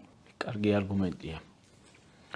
აუცილებლად გამოვიყენებ თუ დამჭირდება. აუ ეს კითხვა ჩემმა მეუღლემ დამაბარა ეს მუცლად ყოფნის. მეც ესე წამიკითხავს და მახსოვს რომ უფრო ესმის მუცლად ყოფ ბავშვს დედის ხმა. მამის ხმა თუ ესმის და თუ აქვს მნიშვნელობა მამის ხმის გაგონებას. ზოგადად ხმები ესმის, დავიწყოთ აქედან. ნაყოფი სადღაც მეოთხე თვიდან უკვე ხედავს. იქ შიგრით. თვალები უკვე ყალიბდება. და ესმის ძალიან კარგად უკვე და შესაბამისად ყველანაირი ხმა ესმის, დედის მდგომარეობას გრძნობს ძალიან კარგად, იმიტომ რომ ერთი ზიარჭურჭელია რეალურად და ყველანაირი ხმა ესმის, მათ შორის მამისაც, ამიტომ აქტუალურია, ასე ვთქვათ, დიალოგები, როცა დედა მამას ესაუბრება, ან კიდევ რაღაცა, ან დაუშვათ ეფერება, ან ასე შემდეგ, ეს ყოველთვის კარგ გავლენას ახდენს ნაყოფზე. აი მე მახსოვს მიშობოდიში უფროს გოგონაზე რო იყო ჩემი მეუღლე ურსულად, რაღაცაზე რომ მუნცელზე რომ მოვეფერებოდი ან შევეხებოდი. ის აქტიურდებოდა ძალიან, ხო, იმიტომ რომ ეს არის ცოცხალი ადამიანი, წარმოიდგინეთ, უბრალოდ მუცელშია. ცოცხალი ადამიანი 7 თვის ასაკში უკვე მთლიანად აქვს ჩამოყალიბებული საყრდენ მამოძრავებელი სისტემა და იმიტოა რომ ხან ხელებს იქნებს და ხან ფეხებს. ძალიან აქტიურია. 7 თვის ასაკში უკვე ტვინის რაღაცა გარკვეული ნაწილიც არის ჩამოყალიბებული, ხედავს კიდეც, ესმის კიდეც და ყველაფერი. ამიტომ არის მნიშვნელოვანი რომ ორსულ მამას არჩევს ნეტა მოინტერესებს. ეგ არ ვიცით, ორსული ქალის ემოციური მდგომარეობა არის გადამწყვეტი ამ დროს თვითონ როგორ არის თუ შფოთავს თუ სტრესული მდგომარეობა აქვს ან შფოთვა აქვს ბავშვზე ყოველთვის მოქმედებს ეს. ქალბატონო თამარ, დღეს საქართველოში ერთ-ერთი დიდი პრობლემა ემიგრაციაში მყოფი მშობლები. სამწუხაროდ. რადგან მამების დრო ქვია, ამ შემთხვევაში მამებზე გავაკეთებ აქცენტს, აი რა გავაკეთონ მამება, რომლებსაც იძულებით მოუხდათ ემიგრაციაში წასვლა, რომ მოდი შევხდი. ხო, დამთავრე და მამებს მოუხდათ? ანუ ამ შემთხვევაში მამებზე მაქვს საუბარი თქო და მაგის მამების ჯგუფი ასეთი და იქ გვინახავს ხოლმე რო წერენ რომ იძულებული ვარ წავედი ბიჭებო და მირჩიეთ როგორ გაუძლო შვილის მონატრებას და ასეთ რაღაცები. ეხლა ამ ბოლო დროს არის უფრო თორე ძირითადად საწყალი დედები მიდიან და ტოვებდნენ მამებს შვილებთან. რა თქმა უნდა, მაგაზე ორი აზრი არ არის, რაც ქართველმა დედებმა გააკეთეს, გადაარჩინეს. ძალიან. ფაქტობრივად. უბრალოდ აი ამ შემთხვევაში მამებზე რო გავაკეთოთ, თუმცა ალბათ დედებსაც მშობლებზე რა. მშობლებზე აი ეს კავშირი რო შეინარჩუნოს. ვიცით რა, ძალიან მძიმეა ეს. ძალიან მძიმეა მშობლისთვის ეს ემოციურად ძალიან მძიმეა, პლუს ამას დანაშაულის განცდა, ემატება შენს გარეშე შენი შვილი ვერც ხედავ როგორ იზრდება. და დიდია თუნება რომ შენ მონეტიზაცია გააკეთო ამისი, რასაც ხშირად ვაკეთებთ ხოლმე. კი, ძალიან ბევრი მშობელი ახლა ტექნოლოგიური საშუალებებია და რამის ყოველდღე ზოგი ამეცადინებს კიდეც იქიდან საწყალი მშობელი თავის შვილს ეხა ჩვენ ვერანაირად ვერ შეუხსებთ ამ დანაკლისს ამ ბავშვს რა, ვერანაირად. და ემოციური ეს მოწყვლადობაც ბევრად უფრო მეტი აქვს, მაგრამ სამწუხაროდ მშობლს არჩევანი არ აქვს, ხო? ან ესე უნდა ქნას, ან ისე უნდა ქნას. შესაბამისად, ერთადერთი გამოსავალი ისევ ამ ტექნოლოგიების გამოყენება და ძირითადად აი მშობლებს აწუხებთ ხოლმე და ცდილობენ რომ იქიდან მართონ სიტუაცია და ამიტომ უფრო როგორ სტრატეგიას მიმართავენ, იცი, მოთხოვნით, რომ ესე ქენით, ისე ქენით და ეს არ ჭირდება ამ ბავშვს. ამ ბავშვს ჭირდება გვერდზე არ აყავს მშობელი და იქიდან ჭირდება ემოციური მხარდაჭერა. და იმისი თანაგანცდა, რომ აი როგორ არის, რას გრძნობს და ჩვენ ასე ვეძახით ემოციური ვენტილაცია. ჩვენ უნდა გავახმოვანოთ ჩვენი შვილის ემოციები. ჩვენ ვიცით კარგად რომ გვენატრებით, რომ ღამე შეიძლება ტირის, რომ შეიძლება ჩვენ არ გაბრაზებულია ზოგიერთი არ ელაპარაკება, არ აი მშობლს ბევრს უთქვავს მე ჩემთვის რომ არ მოდის ეკრანთან. ვეუბნები იმიტომ კი არა რომ არ უყვარხარ. გაუსაძლისია ამ ბავშვისთვის. ამიტომ ნახეთ, არ არის ადვილი მშობლისთვის, მაგრამ ჩემი გამოცდილებით ყველაზე კარგი სტრატეგია აქ არის ხოლმე მისი ემოციის ვენტილაცია, რომ დედიკო, მამიკო, მე ვიცი რომ შენ არ ხარ განიცდი ძალიან ჩემ არ ყოფნას, ხო? და აი ეს მისი ეს ემოციები რომ შეიძლება გაახმოვანოთ, ეს ძალიან ანუ ნახეთ რას ვეუბნებით ამით, რომ მე მესმის შენი. მე მესმის შენი, მაგრამ გამოუვალ სიტუაციაში ვართ ორივე. და ის რომ მე შენი მესმის, უკვე ნახევარი საქმე გაკეთებულია. აი ეს ძალიან შეიძლება არც მოერიდოთ იმისი, რომ ერთად შეიძლება წაიტიროს მშობელმა და ცდილობს რომ არ იტიროს ბავშვთან, მაგრამ ერთად ემოციების გაზიარება უფრო უკეთესია ვიდრე ამ ემოციების დამალვა. აი ეს არის ერთადერთი რაც შეიძლება მით უმეტეს ონლაინ საშუალებები ბევრია და მამაც და დედაც შეიძლება აი ასე ემოციურ კავშირში იყოს თავის შვილთან. თავარი აქ ემოციური კავშირია. ნახეთ, ძალიან მნიშვნელოვანია ეს ემოციური კავშირი. თუნდაც ონლაინ. ის რაც რეალურად როცა ახლოს არის მშობელთან ბავშვი, მაშინაც შეიძლება არ კონდეს ემოციური კავშირი. მაგრამ იქიდან მაინც შეიძლება რომ აი ეს ემოციური კავშირი რაღაცნაირად შექმნა. ეს არის შესაძლებელი. ხო, ან მონდომების ამბავია. ხო, შესაძლებელი, ანუ და იცოდე უბრალოდ, რომ რა არის მნიშვნელოვანი შენი შვილისთვის. დაუშვათ ახალი iPhone-ი, ახალი დაუშვათ ჩასაცმელი თუ აი ეს ემოციური შენი მხარდაჭერა. მე რიდება კიდე იმდენი კითხვა მაქვს თქვენთვის დასმელი ვერ წამოიწევ. ნუ გერიდებათ. ეს ერთი კიდე დაგღალეთ უბრალოდ, მაგრამ ერთი ძალიან საყვარელი ადამიანი მყავდა, რომელსაც მიმართვის ფორმა ქონა ცოტა უცნაური, ნაგავო. შობელძაღლო ვირიშვილო ხო ჩვეულებრივი ამბავია ჩვენს ყოველდღიურ. ესევე იწყებდა ურთიერთობა? ნაგავო როგორ ახალ? ვირიშვილო მამაძაღლოც ვიცით. აი ესეთი ეპითეტები, რა ქვია, ფიზიკური თავისებურებიდან გამომდინარე რაღაც მეტსახელს მოუფიქრებენ, ისე მიმართავენ ხოლმე. აი ეს რამდენად მოქმედებს ბავშვზე. უნებურად ეხა ის ნაგავო ის მეფერებოდა იდეაში, მაგრამ თქვენზე არ მოქმედებდა ესა? აბა. სავარაუდოდ მოქმედოდა, იმიტომ გამახსენდა ეხლა.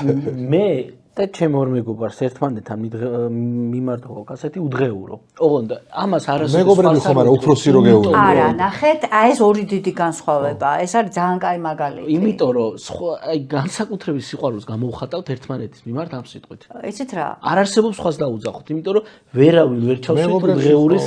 აი მეგობრებშიც ეხა უდღეურო არ არის თქვათ ესეთი უწმაწური გამო, მაგრამ მანდა მაინც ეხა სასიამოვნო არა, მაგრამ თქვენ ნახეთ თქვენ მეგობრებთან გაქვთ არაიერარქიული ურთიერთობა, ნახეთ, თანაბარი ურთიერთობა გაქვთ და ეგ არ აღიქმება როგორც შეურაცხყოფად თუ იმ შემთხვევაში თუ არ დაქცინიან, იმიტომ რომ შეიძლება უდღეურო დაგიძახოს შენმა თანაკლასელმაც უკვე სხვა კონტექსტში, ხო ესეა? და თქვენ შემთხვევაში, როდესაც უფროსი, ძალაუფლების მქონე, სხვა ასაკის მქონე ადამიანი ეგეთ რაღაცებს გეუბნება, ეს არის ადამიანის სტიგმატიზაცია, ჩვეულებრივი ჩაგვრა, ჩვეულებრივი ბულინგს რო ეძახიან, რომელსაც მოყვება სტიგმა. ანუ შენი გაუფასურება როგორც ადამიანის. ეს ამას აკეთებს უფროსი გაუცნობიერებლად ზოგი გაუცნობიერებლად, ზოგი გაცნობიერებულად. საერთოდ მე ვხედავ ჩვენ საზოგადოებაში და კაია ეს კითხვა რო დასვით, ძალიან მოდაშია უწმაწური სიტყვების ხმარება. კაი ტიპი ხარ, ძალიან. ეს გვესმის ჩვენ ტელევიზორიდან, ყველა იგინება დედას, ეს სხვათა შორის აქ პოსტსაბჭოთა ქვეყნების სინდრომია სხვათა შორის მინდა გითხრათ. ყველა იგინება, ქალი ან კაციანა, ბავშვი ან დიდიანა და არ ვფიქრობთ ჩვენ რომ ეს რეალურად რა არის. აი, როცა ჩვენ ესე ვიგინებით, არა მარტო ის რომ ვაბინძურებთ ურთიერთობას, იმიტომ რომ თვითონ გინება აი ცოტა სხვანაირად რო შევხედოთ, გინება რეალურად რა არის? ანუ ახლა აქ არ მოუყვები ხო რაც არის? ანუ რეალურად შენ უსურვებ ადამიანს აი ეგეთ რაღაცეებს. ანუ ძალადობ ვერბალურად, სიტყვიერად და ჩაგრავ სხვა ადამიანს. თუნდაც სიყვარულით უშვები მაგას. და აი ესე ბინძურდება რეალურად ურთიერთობები და ეს კაი ტიპობად ითვლება. მაგრამ მაგალითი, აი ხა ჩემ ეზოში ხო უსმენა რა და გადაიხედო და უთხრა რომ ტოები და ყლები და ეგეთი რაღაცები ამოიღეთ ხმარებიდან. თორე არ გაჩერდებიან. და ეს არის დიდის მოდელი, ხო? რასაც ესმის, რასაც ხედავს ტელევიზორში შობელთან, ბავშვთან. აი ხანდახან არიან ხოლმე შოფელი ჩივის, რომ ბავშვი იგინება უწმაწურ სიტყვებს იძახის და რა ვქნაო და მე აღმოჩნდება რომ მოდელი აქვს. ხო და აი ეს არის მაგალითია ხოლმე ჩვენ როგორ ვეურთიერთებით სხვა ადამიანებს. მას მარტო რომ ვეჩხუბებით რომ ნუ იგინები.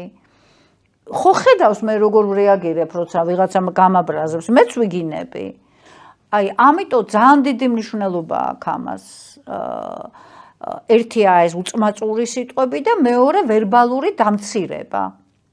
და შეიძლება უარყოფითი გავლენა მოახდინოს. შეიძლება არა, აუცილებლად ახდენს, იმიტომ რომ ეს არის ძალადობის ფორმა, ვერბალური ბულინგი, ანუ ვერბალური ჩაგვრა. რაც სხვათა შორის ქალებს უფრო კარგად გამოსდით, მინდა გითხრათ, გოგოებს, ვიდრე ბიჭებს. ბიჭებში ხშირია ფიზიკური ძალადობა და გოგოებში ვერბალური. ბუნებრივი მდგომარეობიდან გამომდინარე, გოგოები კარგად ლაპარაკობენ. და ბიჭებს ჯანები აქვთ. მაგრამ ეხლა სხვათა შორის თემ სოფლიოში, აი ეს ჩაგვრაში, გოგოების აგრესია ძალიან გაიზარდა. არა მარტო საქართველოში, არამედ აი ჩხუბი, ეხლა მეც პატარა რო ვიყავი, ჯანიანი ბავშვი ვიყავი და კარგად ჩხუბობდი მაგალითად, მაგრამ თავს ვიცავდი ხოლმე ძირითადად. ანუ რისი თქმა მინდა მე რომ აი ეს ვერბალური აგრესია ყოველთვის არის დამაზიანებელი სხვა ადამიანის, ყოველთვის. და ჩვენ მასწავლებლები, მშობლები, მასწავლებლებიც იციან. ყველა კი ვერ გრძნობს, რომ ბავშვი დაამცირა. აი ეს დამცირების განცდა ჩვენ საზოგადოებაში, აი ეს ზღურბლი არის ძალიან მაღალი, ვერ გრძნობ, რომ დაამცირე სხვა ადამიანი. და ეს არის სავალალო. სავალალოა. და ამას ბავშვი ბავშვობიდან სწავლობს. რატომ მოსწონთ სხვის სილანძღვა? აი თუნდაც სოციალურ ქსელში კატასტროფას ვკითხულობთ ხოლმე. რატო უჯდებათ ამის სურვილს და რას იქმოყოფილებენ? ისეთ რა ეს შეასახა. დავამატებ ქალბატონო თამარ მაყურებელს მიმართავ, ვინც ჩვენ გვიყურებს ხოლმე, რომ არავის არ ბლოკავთ, არასოდეს, საკმარისა ვიღაცა გალანძღოს და მომენტალურად ბლოკავთ და მე არ გაგიკვირდეთ რატო აღარ ჩავს ჩვენი გვერდით თქვენ. ესეც რა შეასაქმე? აი ორი მომენტია მან. ერთი რომ ჩვენ ვართ პოსტ-ტრავმული საზოგადოება, აი ეს მძიმე წლები ჩვენ არსად არ წაგვსვლია. ეხა ვინც დასრულები არიან და შვილები ყავთ, ისინი მოხვდნენ ზუსტად იმ სიტუაციაში და მათი მშობლები უკვე ეხა ჩემხელები ძირითადად და აი ეს მძიმე პერიოდი, ტრავმა არ არის მოხარშული, არ არის გადახარშული და ძალიან მაღალი შფოთვა აქვს ჩვენ საზოგადოებას და დეპრესიული ფონი არის ძალიან მაღალი.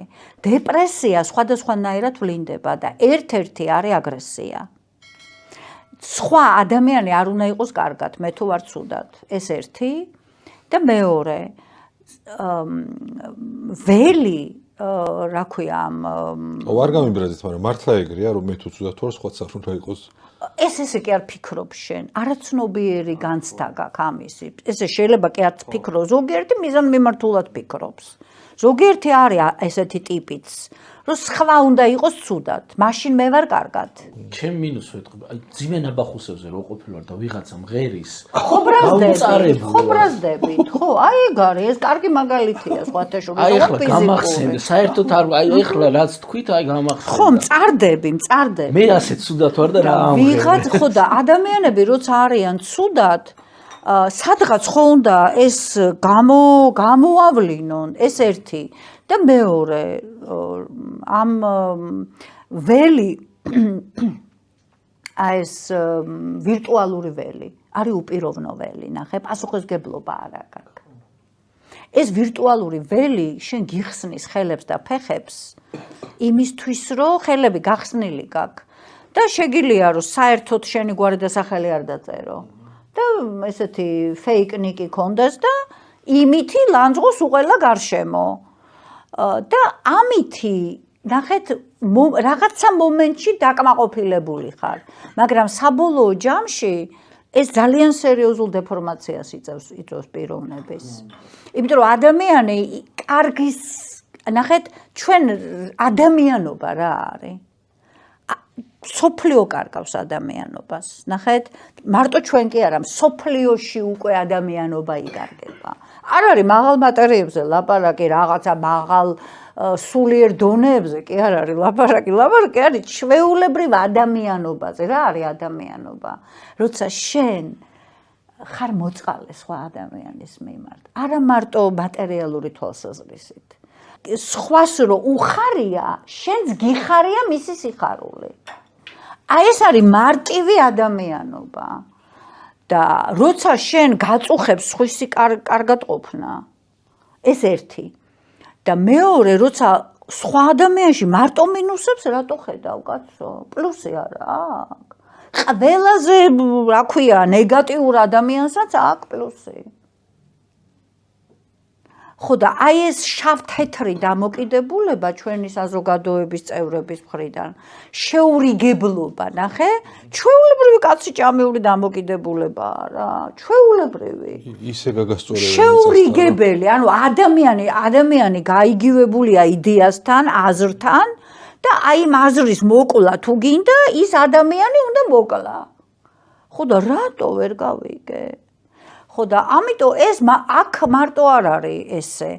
ნახე დასავლეთში ამას ელემენტარულად მიგაბლოკავენ და ელემენტარულად შედეგი მოყვება ამას. უბრალოდ ციხეში ხვდებიან ადამიანები. გიჩივლებს ვიღაცა და გათხრევს მერე სასამართლოში. ხო და გასაგებია გამოხატვის თავისუფლება, მაგრამ ჩემი გამოხატვის თავისუფლება, სადაც მთავრდება, იქ იწყება სხვისი გამოხატვის თავისუფლება და ეხლა როგორ უნდა ვქნათ ჩვენ ეს, ხო? და ბავშვები ამას ეჩვევიან, ნახე. აი, ეგ მინდოდა მეთქვა. ბავშვები ამას ეჩვევიან. ამ ველში ბავშვები ხდებიან შეუბრალებლები და ძალიან ესეთი აგრესიულები. და ჩვენ უფროსებმა თუ არ მოვიფიქრეთ ის თუ როგორ უნდა ვმართოთ ეს ჩვენი აგრესია და სიბრაზე და როგორ უნდა მოვახერხოთ რომ სვისი სიხარული გაგვეხარდეს თუნდაც მტერის დავუშვათ. კიდევ ერთი კატასტროფაა ქალბატონო თამარ, ადამიანი აი გონებაში რომ ვერ მივხვდები იმ დონეზე გვწყეული და რაღაცაზე მინდა მიშოს, არა და უბრალოდ სტუმარი ჩვეულებრივი ამბავია. უბრალოდ დავინტერესდი ამ ადამიანით. გადავედი მის პროფილზე და ყოველი მეორე გაზიარებული აქვს ხატი, ლოცვა, აი ანაქრონიზმი ჩვეულებრივი, აქეთ ამას აკეთებს, აქეთ ამას აბსოლუტურად ახალ ცნობიერება არის დამახასიათებელი ჩვენი საზოგადოების. და ეს არ არის ერთეული შემთხვევა, ეს არის 80%. გახლეჩილი, ანუ ეკლესიიდან გამოვა და სხვა სეკულარიზირებულია ცნობიერება. აი იმ კარგს, რაც უნდა ეკლესიაში მიიღოს ადამიანო, ზღურბლზე ტოვებს. კი. ანუ რეალურად ეს ქრისტიანობა და მართლმადიდებლობა არის ცხოვრება. მაგით უნდა ცხოვრობდე. და თუ ესე არ აკეთებ, მაშინ ხარ ფარისეველი. აბსოლუტურად გეთანხმებით. ამიტომ ეს გახლეჩილია ესეთი აი გახლეჩილობა ჩვენი ცნობიერების ზოგადად პოსტსაბჭოთა ცნობიერებას ახასიათებს. და ეხლა ვიღაცამ რო არის ფიქრობს რომ შენ რელიგიის და არა, ჩვენ არა ვართ ეკლესიის და რელიგიის წინააღმდეგები, ჩვენ ვართ ფარისევლობის წინააღმდეგები და ჩვენ ვართ იმის წინააღმდეგები, რომ ფორმალური რელიგია არ არის რელიგია. რელიგია არის ცხოვრება. ცხოვრება, მოწყალება სხვა ადამიანების, შეწყალება სხვა ადამიანების და როგორც ხო და მტრის სიყვარული როგორც იესო ქრისტემ გვიქადაგა და ამას თუ არ ვაკეთებთ ჩვენ არა ვართ ქრისტიანები და ეხლა ამას ვერავინ ვერ გეტყვის რომ არაო იმის თქვა მინდოდა არ უყვარს ლადოს ამის აფიში რომ არა სტიქაროსანი და მოძღვარი ყავს და მოწინააღმდეგე არ არის მოკლედ ჩვენ არა ჩემი მეუღლეა და ლადო ესეთი მარხვაზე ყოფილან ხოლმე ჩემი მეუღლის შემთხვევაში რომ დაუძალებიათ ხორცი შეუჭამია იმიტომ რომ არ დაუწყია რომ ის მარხვაზე ვარ და რაღაც. ლადოს არ უყვარს ხოლმე და ამის აფიშირება და არის ფიქრობს ვიღაცამ რომ ეს იმიტომ გავუსვი ხაზი იქ რომ გადავდივარ ხატები აქვსო რომ რელიგიას აკნინებ ადამიანზე და გვაქვს საუბარი და ჩვენ გვაქვს ადამიანებზე საუბარი დღევანდელ დღეს როდესაც ადამიანებს აქვთ ესეთი ორმაგი გახლეჩილობა ცნობიერების რა და არიგებენ შეურიგებელ რაღაცეებს ერთმანეთთან. ეს საერთოდ არის დამახასიათებელი ჩვენი საზოგადოებისთვის. და ბავშვებიც აი ამ ველში იზრდებიან და რატო არიან აგრესიულებიო მე გვიკვირს. განათლებაზე მინდა ვიკითხო და დღეს გეფიცები მე საღარ.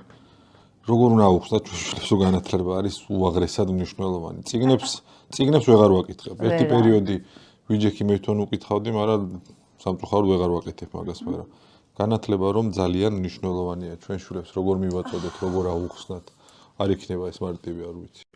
ისეთ რა შეასაქმე, მე ბევრი მიფიქრია ამაზე.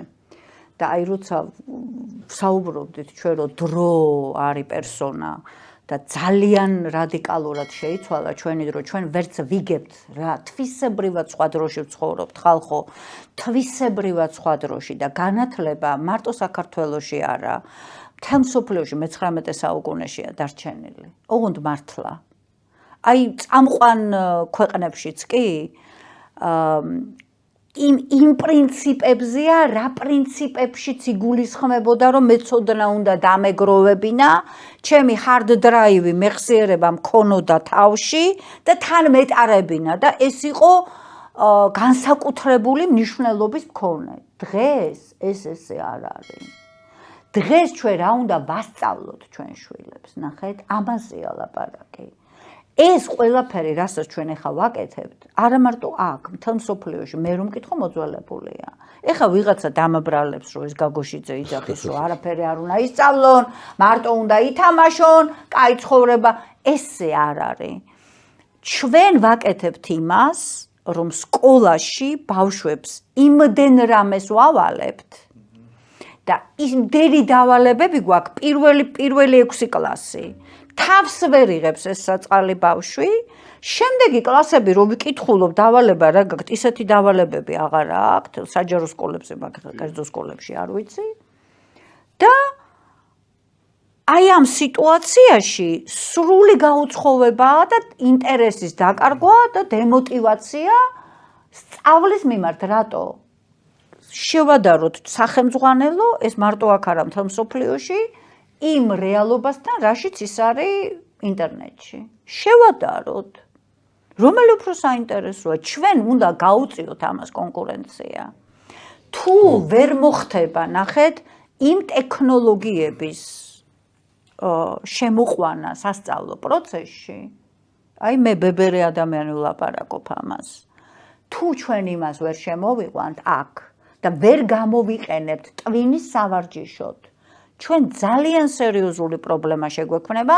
დღეს უკვე მოდაშია სიტყვა brain rot, ანუ ტვინის ლპობა, რასაც იწვევს აი ესეთი უპრაგუნო და გაუგებარი გამოყენება ამ გაჯეტების, რაც რასაკეთებს, ნახე, იმის გაჯეტი ხო შეიძლება სხვანაირად ღვინის არ იყოს, კაცო. ღვინო მავნეა თუ სასარგებლო? გააჩნია როგორ გააჩნია საიდან შეხედავ, ხო? ისევია ეს გაჯეტი, მავნეა თუ სასარგებლო, გააჩნია როგორ გამოიყენებ, ხო? ჩვენ გაჯეტებს ვიყენებ ტვინის ლპობისთვის, რომ ხელი არ გაანძრიო, თავი არ გაანძრიო, მარტო უნდა ენდორფინები და დიდი რაოდენობით დოპამინი გამოიმუშავო, სიამოვნება მიიღო, რაცხა ითამაშო და რაღაცა სულერულ რილზებს უყურო. ამ პარალელურად, შენ რო ტვინის ლპობა გემართება, შენ პარალელურად აგერ ძლიერდება ხელოვნური ინტელექტი, რომელიც ზუსტად ისევე მეცადინეობს და სწავლობს, როგორც შენმა ტვინმა უნდა ისწავლოს და იმეცადინოს. იმ პრინციპით, ზუსტად ნეირონული ქსელების პრინციპი, კონექციონისტური მოდელი ადამიანის კოგნიტური კონსტრუქციიდან არის ხალხო აღებული. ჩვენ ვდეგრადირდებით და ის ძლიერდება და არც მინდა ფიქრი, ესე იგი, საუკეთესო რამე ფანტასტიკის ჟანრიდან, რა ვიცი მე, ცოტა ხანში აქ ძალიან სერიოზული პრობლემები გვექნება. რადგან 15 წლის წინ ხელოვნური ინტელექტის ფანტასტიკის ჟანრი იყო და დღეს გვაქვს და ის რასაც თქვენ გულისხმობთ, ფიქრიც არ მინდა, აბსოლუტურად შესაძლებელია. ხო და უკვე არის, ხალხო, უკვე არის. ეხა მეტი რა გინდათ, ეხა მე თვითონ ვიყენებ, ხო, ამ DeepSeek-საც ვიყენებ, Gemini-საც ვიყენებ და ChatGPT-ს ყველაზე ნაკლებად ვიყენებ კიდე. ანუ ამებს ვიყენებ, მაგრამ ნახეთ, ეს რას მიშვება მე, რატო არის პლუსი ამის გამოყენება? კოგნიტური კონსტრუქციები, როცა ჩამოყალიბებული აქვს, ხო, ადამიანს, იმიტომ რომ 2 და 3 თვე რო უნდა მე ინფორმაცია მეძებნა, რო უნდა იქ რაღაცეების შემედარებინა, ეს ერთ წუთში მაძლევს ამას. და მე მაძლევს იმის საშუალებას, რომ ვიფიქრო. ეხლა როცა ფიქრის კონსტრუქციები არ მაქვს, როცა არ მასწავლეს როგორ ვიფიქრო, მაშინ რა მეშველება მე. ამიტომ განათლების პრობლემა ეგ არის, რომ ჩვენ კი ვიძახდით, რომ ამდენი მეხსიერებაზე დაფუძნებული არ უნდა იყოს. აბა სად არის სხვანაირი განათლება სად არის? 21 საუკუნის ჩვევებს თუ ჩვენ ვნახავთ, აი ინტერნეტში შეგიძლია ნახოთ, რა არის 21 საუკუნის უნარები. არც მეხსიერება, არც დიდი ინფორმაციის ფლობა, რაც ჩვენ არ ვიცით, თანამშრომლობა, ანუ კოოპერაცია, ვერ გადარჩები თანამშრომლობა თუ არ გეცოდინება, რაც ქართველებისთვის არის ძალიან რთული რაღაცა. კრიტიკული აზროვნება, იმიტომ რომ იმდენი ნიაღვარი და აგერ ფეიქ ინფორმაცია მოდის, რომ ვერ გაიგებს სად არის ტყუილი და მარტალი. თუმეტეს ხელოვნური ინტელექტის ეპოქაში ისეთი ვიდეოები თუმეტეს ხელოვნური და ლოგიკა თუ არა გაქვს და აზრი თუ არ გაგაჩნია და გამოცდილება თუ არა გაქვს, ამებს ვერ შეადარებ. ამას ეს უნდა ისწავლო. კრეატიულობა, ანუ შემოქმედებითი, ასე ვთქვათ, იმ ინფორმაციის საფუძველი, აი ესენი უნდა გასწავლო. ვინ გასწავლის? ეხლა ძალიან ცუდად გამომდის, ცოტა არაპოლიტკორექტურად თითქოს, მაგრამ განათლების სისტემას სჭირდება სერიოზული რეფორმირება. ჩვენ ვცვლით სახელმძღვანელოებს, კურიკულუმებს, ამეებს, იმებს, ჩვენ თვისობრივად არ ავცვლით, მაგრამ თავს იმით ვიწყნარებ, რომ მთელ მსოფლიოში ეგ სიტუაციაა. დაეცა სხვათა შორის განათლების დონე ევროპაშიც და ამერიკაშიც. ეხლა წამყვან უნივერსიტეტებზე არ ვიძახი. ზოგად დაეცა სწორედ ამიტომ, რომ დაბნეულები ვართ, ვერ გავიგეთ ამ ბავშვებს რა უნდა ვასწავლოთ და იმას კონკურენციას ვერ ვუწევთ, ნახეთ, ვერ ვუწევთ კონკურენციას. და ჩვენ კი არ უნდა გაუწიოთ კონკურენცია, ის უნდა ჩართოთ და დღეს ახლა მოდაშია, ხო? ტექნოლოგიებით გამდიდრებული განათლება.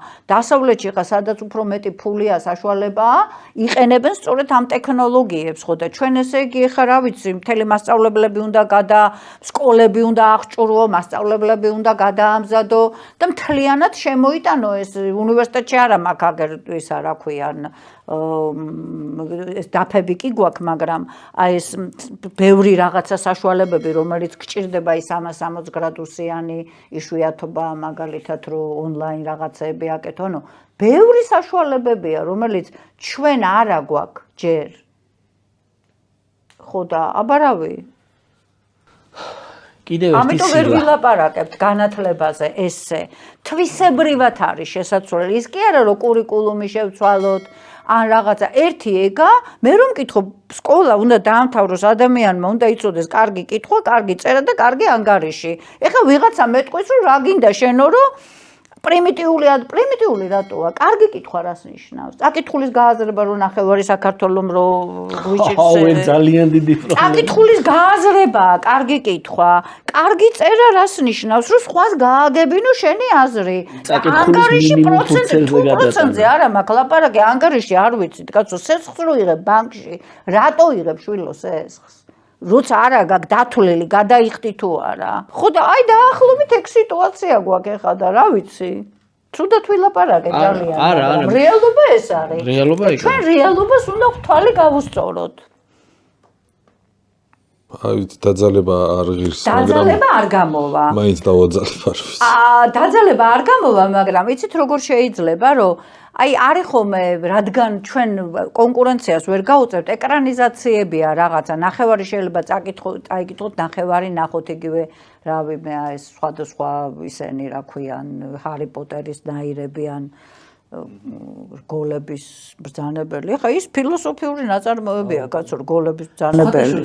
ეგრე კი არ არის. ერთი პერიოდი დემონიზირებული იყო, არაჩვეულებრივი. ხო, არა, ფილოსოფიური ისენია შიგნით, ხა ის რა ქვენ ეს ბრძანებელი, ისა არის ჩვეულებრივი ფილოსოფიური ნაწარმოებები. თამარ არის 73 წლის ისტორიის პედაგოგი და ეხლა სურამში ვიყავი და მამინდა გუშინ წინ დავასრულებ, თუ რამდენიმე დღის წინ დავასრულე ჰარი პოტერი. აუცილებლია აქამდე როგორ წავიკითხეო. და ეხლა მეორე და მესამე ნაწილიც უნდა იყიდოს. ხო და ამიტომ აი შეიძლება ეგეთი რაღაცეები კომბინირება, დისკუსია მერე ამაზე. ნუ დრო უნდა ცხადე ამას, მაგრამ ნელ-ნელა ალბათ. აი ნუ თითო გვერდიც რო წაიკითხონ და ორი გვერდიც უკვე ამბავია. ხო, მადლობა ძალიან დიდი. ძალიან დიდი მადლობა. რეკორდი მოხსენით თამცხვენია, მაგრამ ესე იგი ძლივს გამომიჭირეთ და მაგრამ აი ნამდვილად ღირდა. ძალიან დიდი მადლობა ვინდემ გრანდ თბილის, ასეთი არაჩვეულებრივი გარემოსათვის და არაჩვეულებრივი ყავაც გემრიელი იყო სხვათაშორის. ძალიან გემრიელი იყო და ყველანაირად გადასარევი სიტუაცია ქალაქის ცენტრში, ასეთი კარგი სასტუმრო, კარგი გარემოთი და კარგი სტაფით. პირველად აღმოვაჩინე მე მეწოდინება ახლა ამის მერე.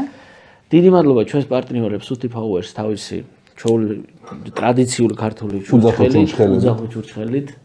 დიდი მადლობა Connects გადასარევი საწვავით, რომელიც ნებისმიერ დანიშნულების წერტილას მიგიყვანს. ის შემახსენე რა ქვია? წერტილთან მიგიყვანს. შენი კავშირი გზასთან, ხო. დიდი მადლობა რადიო ფორტუნას და აი ბაზარი ეგერ თუ არ გაქვთ დრო, შეეხმიანებით იმ ხალხს და ნავთლუხის ბაზრიდან მოგიტანეთ სასურველ პროდუქტს ჩემო ბატონო და თქვენ უღრმესი მადლობა და დიდი პატივი. დიდი მადლობა მოწვევისთვის და იმისთვის, რომ მამები არ ნებდებით და მშობლობის გზაზე ძალიან ბევრ საინტერესო აღმოჩენას აკეთებ. ძალიან დიდი მადლობა ეს მნიშვნელოვანია. ძალიან ბევრი რაღაც იდეა და ის გვაქვს უბრალოდ ჯერჯერობით გარკვეული მიზეზების გამო ვერ ვახერხებთ. ერთადერთი ადამიანი იყო ზურა სიხარულძე, ნარკოლოგი, რომელიც დაგვპირდა, ჩავწერეთ და დაგვპირდა, რომ შეკრიბეთ რამდენი ადამიანის გინდა და ნარკოტიკების უარყოფით ისევზე და მე ზედოზირების დროს პირველად დახმარებაზე ტრენინგს ჩაგიტარებთო და მართლა ჩაგვიტარა, ამ ხელაკაცი მოვიდა.